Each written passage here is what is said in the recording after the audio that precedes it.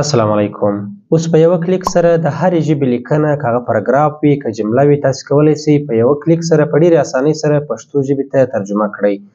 که پښتو نه وي هرې ژبې ته هم تاسې کولی سئ په ډېرې اسانۍ سره ترجمه کړئ د یاد اپلیکیشن په ذریعه سره.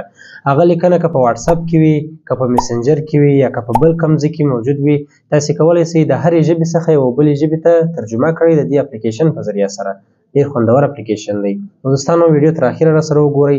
که مو تر اوسه زموږ چینل سبسکرایب کړی نه هیله د چینل درسره سبسکرایب کړئ او دا ویډیو درسره شیر کړئ. دوستانو د هر څه به مخکې تاسې به راسئ په خپل موبایل کې به کروم براوزر ته راسئ. په کروم براوزر کې به تاسې NONTESTS همدا ویب سایټ سرچ کړئ. NONTESTS دغه مکمل سپیل ما پر سکرین درته لیکلی دی. تاسې چې کله دا ویب سایټ سرچ کړئ په دې سر کې دوستانو تاسې وینئ د دې ویب سایټ لینک ته درته راوړي. په دې لینک په کلیک وکړئ.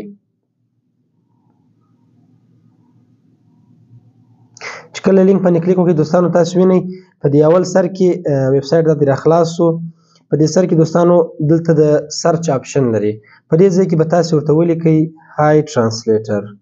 چې کله دلته های ټرانسلیټر تاسې ولیکئ همدغه ارټیکل درته راوړي. په دې به کلیک وکړئ.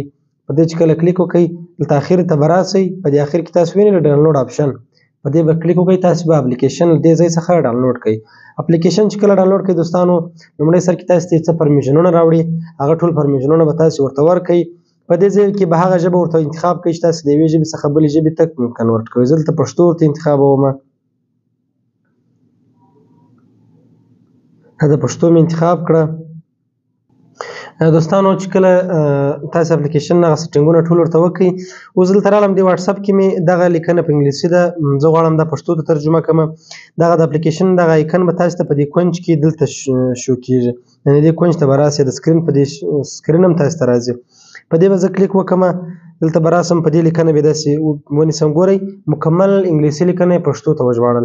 همداسې که وغواړئ همدغه پښتو انګلیسي ته وژباړئ هلته به اپ ته ورځئ هغه اول به لومړی انګلیسي انتخابوئ او پښتو انتخابوئ. نو همداسې هره ژبه تاسې کولی سئ د هرې ژبې لیکنه که په میسنجر کې که په واټساپ کې که په ټیلیګرام کې بل داسې پلیټفارم تاسو ته مکمل پوسټ ترجمه کوي. نو دوستانو تر بلې ویډیو پورې ماته اجازه راکړئ. د الله په امان ښه وخت ښې چارې.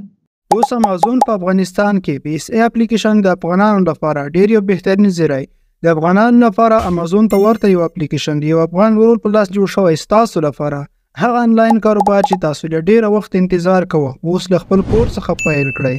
ګرانو افغانانو همدا یو وخت دی راځئ چې سره یو موټی شو او یا د اپلیکیشن ته نظرانه کار وکړو په ټوله نړۍ کې مشهوره کړو.